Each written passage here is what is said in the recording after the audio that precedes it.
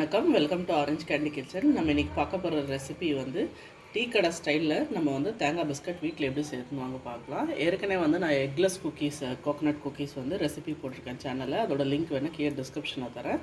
So இப்போ நம்ம செய்ய போகிற ரெசிபி வந்து முட்டை வச்சு யூஸ் பண்ணுவோம்.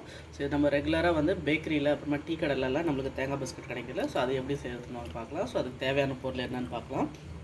ஸோ ஃபஸ்ட்டு வந்து ஒரு மிக்சிங் பவுலில் வந்து 3 முட்டையோட வெள்ளைக்கருவு மட்டும் எடுத்துக்கோங்க. ஸோ எல்லோ செப்பரேட் பண்ணிட்டு நல்லா ஒயிட் மட்டும் எடுத்துக்கோங்க. இப்போ நல்லா ஒரு விஸ்க் வச்சு இது ஒரு 2 நிமிஷம் வந்து நல்லா வந்து அடிச்சுக்கலாங்க.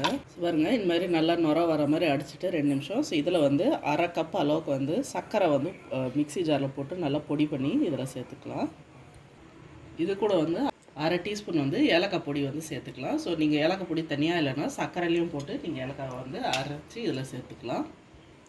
இதெல்லாமே வந்து நம்ம நல்லா ஒரு விஸ்க் வச்சு மிக்ஸ் பண்ணிக்கலாம். சர்க்கரை வந்து நல்லா முட்டெல்லாம் கரையட்டும். சர்க்கரையும் ஏலக்காயும் நல்லா மிக்ஸ் பண்ணதுக்கப்புறம் நம்ம இதில் தேங்காய் சேர்த்துக்கலாம். ஸோ இதில் வந்து 1 கப் அளவுக்கு வந்து நான் வந்து கொப்பரை தேங்காய் வந்து நல்லா மிக்சியில் போட்டு பொடி பண்ணி சேர்த்துருக்கேன். ஸோ இன்கேஸ் உங்களுக்கு கொப்பரை தேங்காய் இல்லைன்னா நீங்கள் வந்து ஃப்ரெஷ் தேங்காயும் எடுத்துகிட்டு இது வந்து நல்லா நெய்யில் போட்டு வதக்கிட்டு அப்புறமா சேர்த்துக்குங்க. அப்படியே ஃப்ரெஷ்ஷாக சேர்த்திங்கன்னா பிஸ்கட் வந்து ஸ்டோர் பண்ணி சாப்பிட முடியாது, கெட்டுப்படும் சீக்கிரமாக.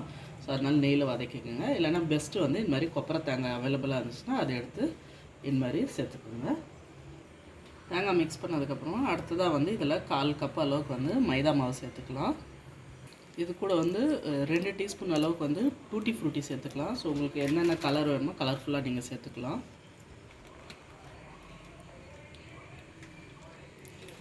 இதெல்லாமே வந்து நல்லா வந்து மிக்ஸ் பண்ணிக்கலாம். நம்ம அடுத்ததாக வந்து இதில் அரை டீஸ்பூன் அளவுக்கு வந்து ரோஸ் எசன்ஸ் சேர்த்துக்கலாம். ஸோ நல்லா ஒரு ஸ்மெல்லும் ஃப்ளேவரும் இருக்கும். இப்போ நம்ம ரெடி பண்ணி வச்சுருக்க மிக்ஸில் வந்து 1/4 டீஸ்பூன்லேருந்து அரை டீஸ்பூன் வரைக்கும் வந்து பேக்கிங் பவுடர் சேர்த்துக்கலாம். சேர்த்துட்டு இதுவும் வந்து நல்லா மிக்ஸ் பண்ணி விட்டுடலாம். மிக்ஸ் பண்ணிட்டு வாங்க நம்ம இது வந்து குக்கியை வந்து ட்ரேயில் வந்து போட்டுடலாம். இது வந்து நல்லா மிக்ஸ் ஆகிடுச்சு. இப்போ இது வந்து நம்ம கொஞ்சம் டைட்டாக இருக்கிறதுனால இது நம்ம கையிலே வந்து கொஞ்சம் பிசைஞ்சு சின்ன சின்ன உருண்டையாக பிடிச்சிக்கலாம்.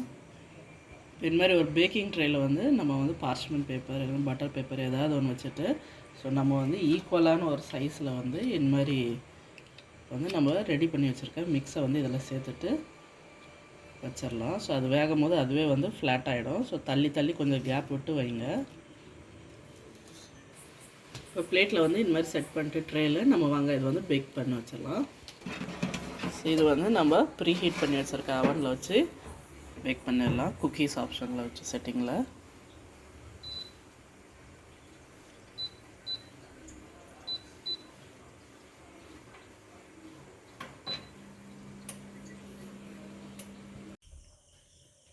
இப்போ பாருங்கள், நம்ம குக்கீஸ் வந்து ரெடி ஆகிடுச்சு சூப்பராக. இப்போ ஆறட்டோன்ட்டு நம்ம ஒரு பிளேட்டில் எடுத்து வச்சு சர்வ் பண்ணிடலாம். இப்போ பாருங்கள், சூப்பரான டேஸ்டியான நம்மளுக்கு வந்து தேங்காய் பிஸ்கட் வந்து ரெடி ஆகிடுச்சு. இந்த வீடியோ உங்களுக்கு பிடிச்சிருந்தா லைக் பண்ணுங்கள், ஷேர் பண்ணுங்கள். அப்புறம் மறக்காமல் எங்கள் சேனல் ஆரஞ்ச் கேண்டி கிச்சனுக்கு வந்து சப்ஸ்கிரைப் பண்ணுங்கள். நன்றி, வணக்கம்.